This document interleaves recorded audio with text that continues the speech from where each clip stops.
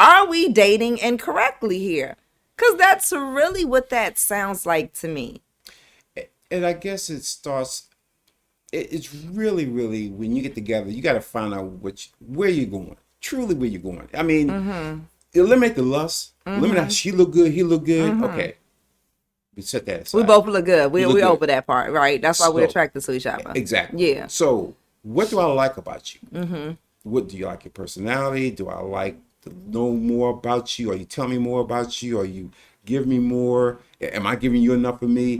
We need to really know who each other is because we went through the fluff. So let's find out what makes you tick. You know, does money make you tick? Are you family oriented? You know, are you let me find your background. You know, if you came from a two parent background, if you come from one parent background, what makes you? Because then at that point I can see maybe some of the things that may rub you a little differently. If I'm a my mama raised me. Yeah. But you had a two parent. So I'm looking differently on a two parent because I don't know what that is. Yes. My mom raised me. Yeah. I never had a dad. I don't know who that bum is. But you had a dad. So now I'm like, wow, she had a two parent house, and she's stability. I'm gonna feel a certain way because I'm like, well, she's to a guy, male.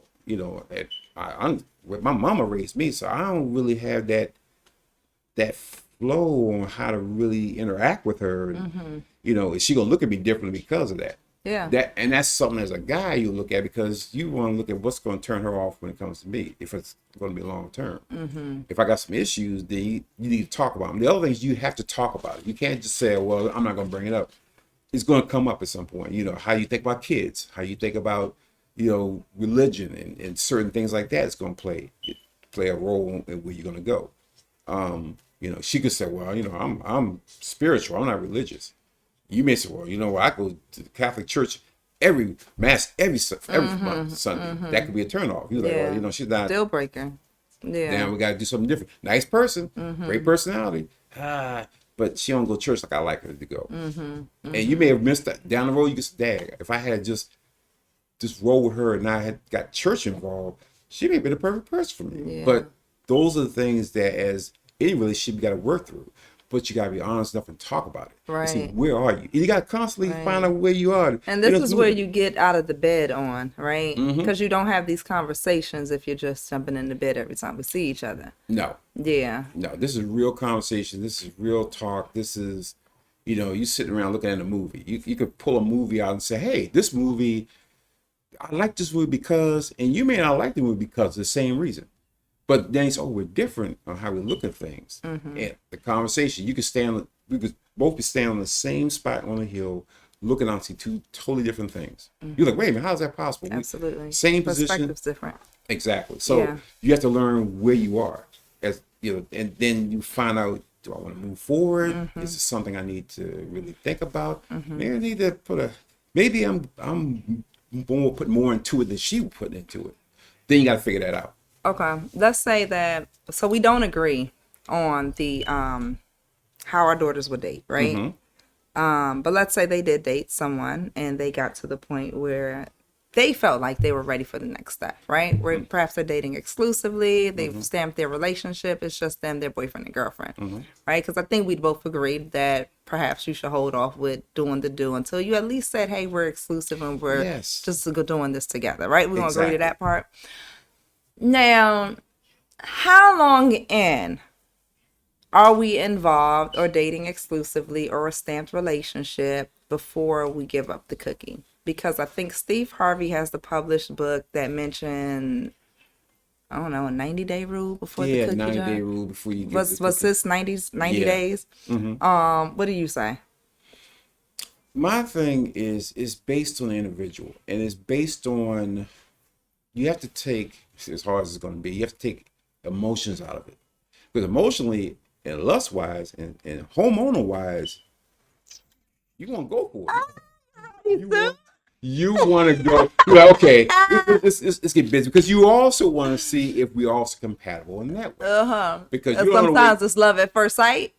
Could be. Or love at first, Yeah, it could be. Or after that first, it could be like, oh, there's no love here at all. It could be like, no. This could be. You're going to leave me traumatized after that. At that point, you have to, this ain't working out. I'm going to have to leave. But that's when you should be mature enough to say, you know what, this is not going to work out, and then end it in such a way so you're not destroying her like that. No, you've destroyed me. The fact that we've done the do and it was like, oh, you got to go because that was not See, it. Nah, she's destroyed. I don't know Okay. how you end that well. Well, You have to you kill my dog or something and let me jump you. Okay. Because okay. Here's because the thing is, you're talking about an honest relationship. You want to be honest. You don't want to just, jump up. Oh no. And you may say, well, maybe it was a bad. Maybe it was a bad go. It was a bad go. You may let's do it again. And then maybe the second time, we're really not connected like that for whatever reason. Then you have to say, I got to be man enough to say it's not going to work out when it comes to maybe getting to the next level. Do you reveal why it didn't work out? How much of it is closure and how much of it is you just stomping on me? That's when you want to be delicate. When it comes to, you want to crush her. You want to say, well, your stuff is bad. So no, tell me your grandmother died and you gotta go take care of her down in Texas or something. So you gotta leave town or something. Let me down real soft, Malcolm. Let me down real soft. I can't do. I'm fragile. Okay, which means you have to be honest. You have to say, you know what? This is not even you. This is me. Because really, it's you. It's me. It's not you. It's like me saying, this ain't what I want to flow with. So you don't want to destroy her. You want to just make sure that you let her down such a way that she's a good person. You give her all the highlights. You got to give her the highlights. You can't just say, stuff is bad. So no. You got to say, hey, it's not, we're not compatible. I love you as a person. You're a great person. Don't you dare do that. Don't you? Because that's how we end up broken. But in our girlfriend's bedroom, crying in the pillow in the corner. She like, girl, if you don't get nah, because he gave me the highlights first, and then he let me down, and then he let it down. But see, but no. Here's when you say, listen, this has something to do with me. This has nothing to do with you. And based on where I'm at, it wouldn't be fair to you to keep going down this road. And I know that's not going to work out because I wouldn't want you to do that to someone else. Yeah. So is it fair to like spare my feelings, so to speak? I think it is. I mean, because again, I don't want you to think that you're a bad person. It's just the relationship wouldn't work for us. Because I like, in my opinion, like when I reference, when you're breaking up with me, then I'll be broken. Because is that the truth? No. That's not really the truth, right? No. Just because you was like, listen, Tamara, it was magical in the bedroom in the beginning, but I'm not really feeling us. I'm not feeling it. I'm going to be sad. I'm going to be a little sad. I'm going to be honest because you did pay for all those meals, and I did have fun. And it was fun while I left. Exactly. And technically, we were supposed to go to Puerto Rico together because I was feeling you and you was real cute and your hair was going to be real long in all our pictures. But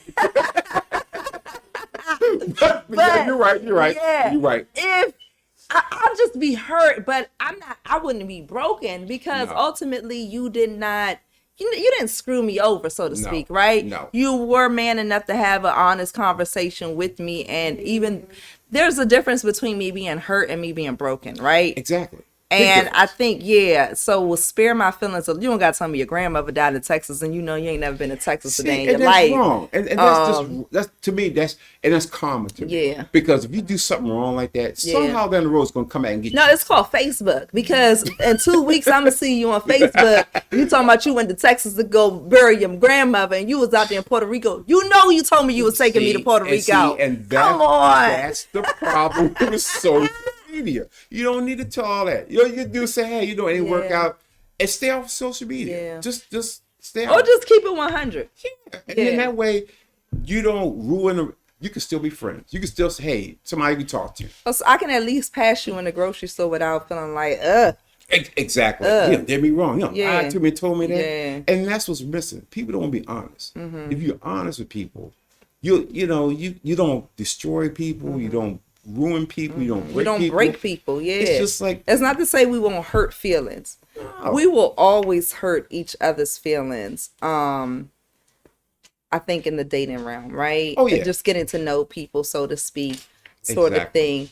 I think the issue is that we don't have to leave each other broken, right? Exactly. Because that's, I mean, come on, you come move into my house, you live on my couch for 6 months, you ain't got no job. I'm supporting you. You dropping me off at work. You taking my car. You was late to pick the kids up. You late to pick me up. Ain't no food in the house. Like, come on, you doing? And then you was cheating on me too, Malcolm. Yeah. Then you was running around. Nah, man, hey. you did too much, man. That's broken. But you know what I'm saying? But you know what? But you know what? You allow that to happen. I did, but don't act like I don't feel broken now. I allowed it. I did because I wanted somebody to love me, Malcolm. And I needed a bit of control because my last relationship, you know what? That man kept going to work, talking about he was doing overtime. He wasn't doing no time. Check still coming up short, empty, all that stuff. So now I just thought I was going to take a different approach. That was all. So I said, you know what? He don't want no job. Bet that. He can sit in the house, play his video. At least I know he in the house. He playing his video games. You said you was going to the grocery store. I didn't know you was going to Tamika house. Like, come on. You ain't have to play me out like that. That's all I'm saying. But see, this is what happens when you are searching for love in all the wrong places. You're not working on yourself. Bingo. Right? Because you're willing to, like I said before, I'm willing to accept anything to have someone because I'm not alone. And when we spoke earlier, right, in the beginning, you give your apex version of yourself. So how does that speak to you when you're willing to just accept someone at their lowest when they're supposed to be presenting themselves at their peak? Exactly. Right? Exactly. Yeah. You're absolutely positive. So how could the result not be you being broken?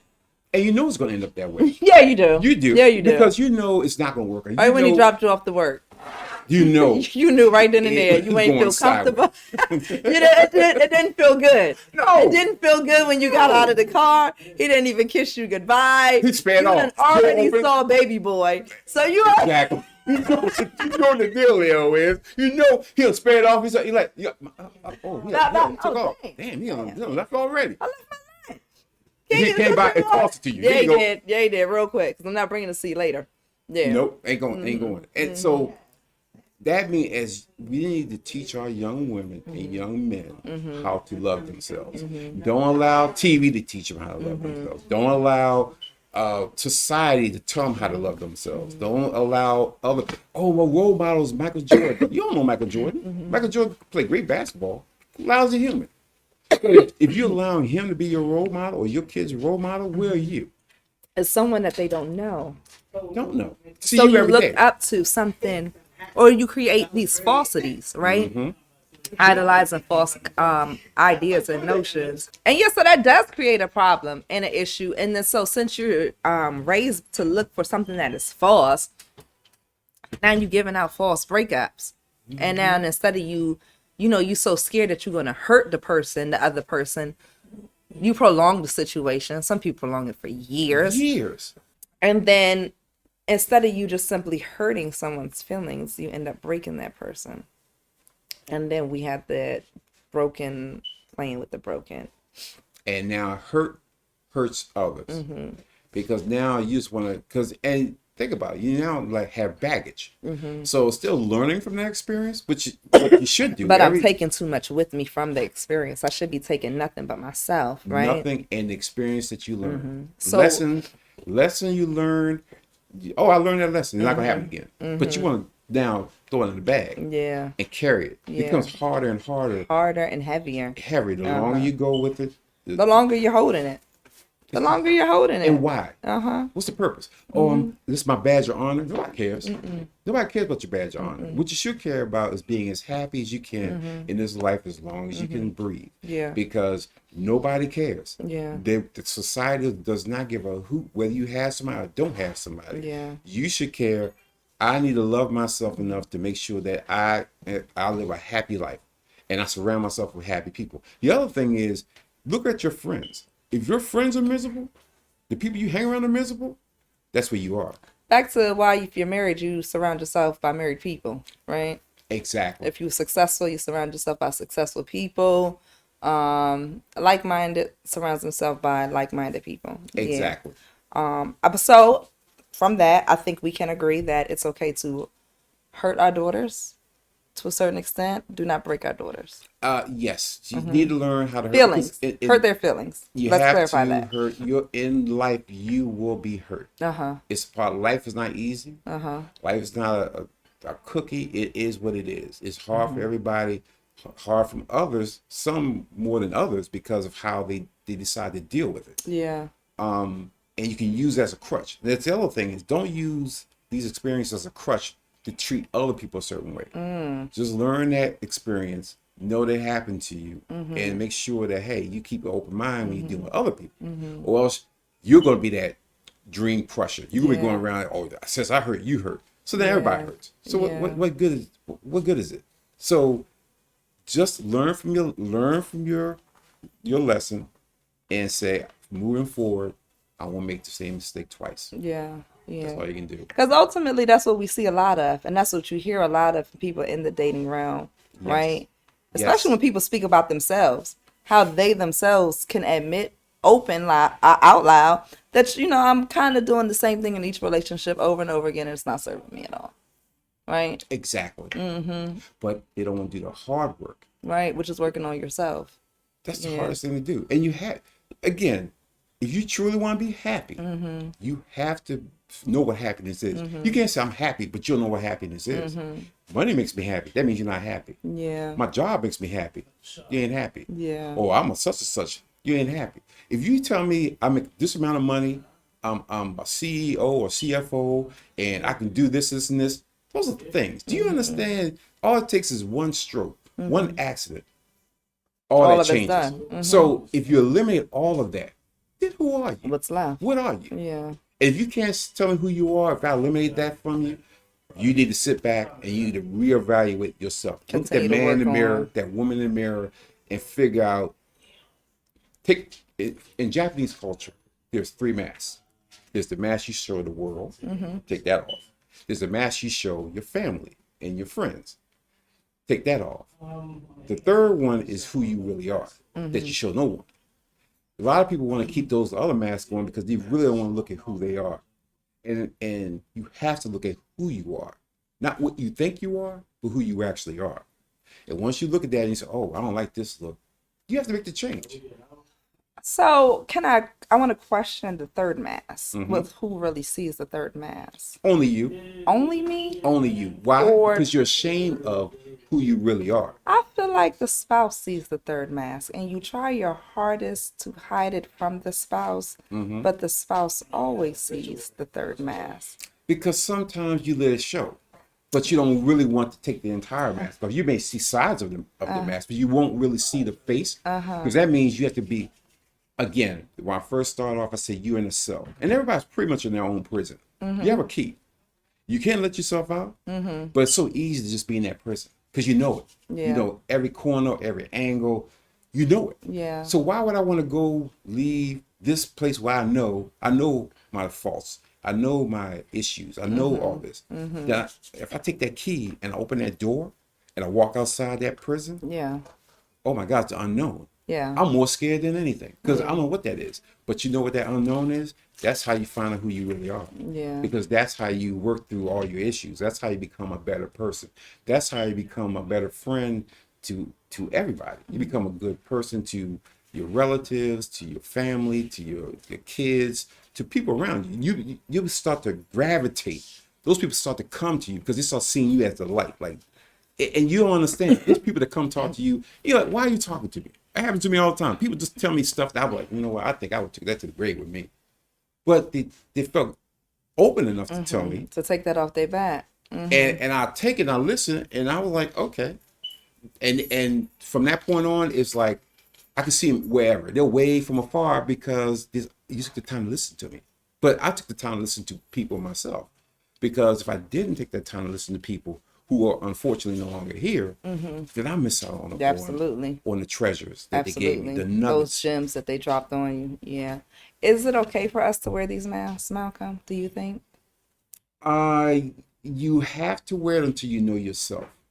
And I say that because if you don't know yourself, you don't want nobody to see that. Because that person that you see who you are without first two masks on, you may not like that person. That person may be disgusting to you based on who that person is.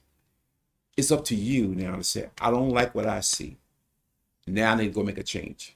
And it could take some time to change it. And then you'll feel comfortable, because when you feel comfortable, that's all part of the key and letting yourself out your prison. When you're able to say, let me take off both these masks, here's who I am, accept me or not, you're free. Because sometimes I kind of feel like the work Tamara is not the same as the mom Tamara, is not the same as the nightlife Tamara, which is not the same as the morning Tamara, right? And perhaps they're not the mask that I'm wearing. But when I hear you reference the mask, it kind of makes me think about that.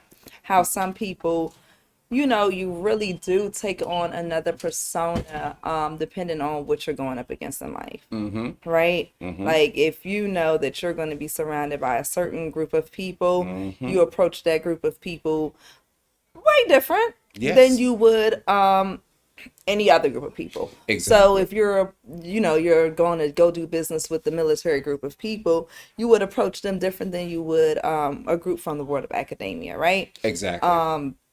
Audience is different, so you kind of are different, right? You have to be. So what's the difference between the mask that you're referencing and just you showing up for the different occasions, I guess? The mask, the real you, is the person that you want everyone to love. The other masks are there because people love those. So by loving those masks, you're telling yourself, I love myself.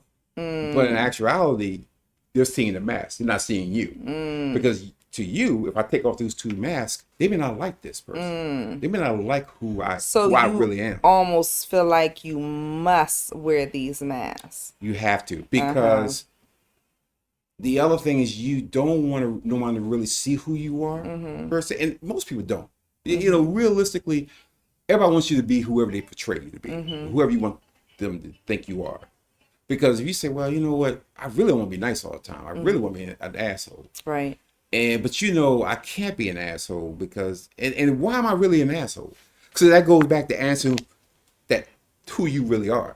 So if you take both masks, why am I an asshole? Right. And then you have to go back and you got to do some digging. And remember I told you it starts when you're small, and how you suck in things, how you are a sponge, because I think the first 5 years, you kind of set who the person is, because they're basically taking, when you're 5 years old, you're taking all that you see and from different sources. So that's why you got to be careful where you put your kids at, because they gravitate and pull that. So you have some slimy people that you hang around, they're going to pull some of that from them, because why? They're around them and they're going to suck it up. They don't know why, but they're kids. They're just gathering information.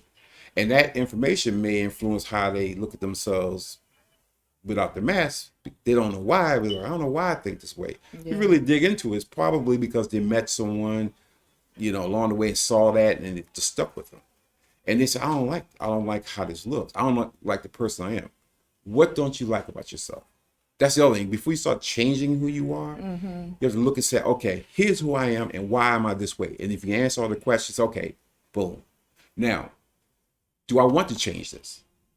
Then you have to look and say, do I really want to change? If it's really that bad, because the other thing is it really that bad, or you just perception-wise think it's bad? Yeah. It could be just perception-wise, like, oh, I ain't really that bad. But you'll always keep a mask on, because you really don't want everybody to see really who you are, because we operate in a world that, unfortunately, you really can't show everybody who you truly are.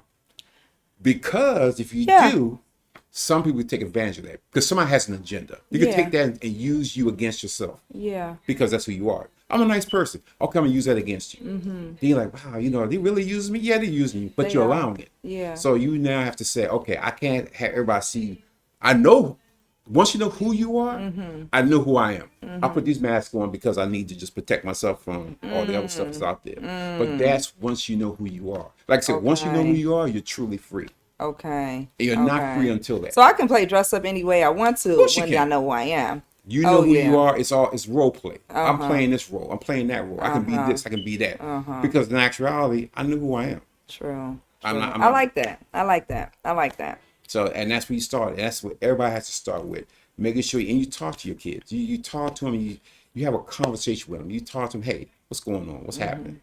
Because you always want them to talk to you. You always want them to know. I can always go to mama. I'll always go to daddy. Because what you don't want to have is they get to an age and you're like, get out of my face, leave me alone. Then they won't talk to you.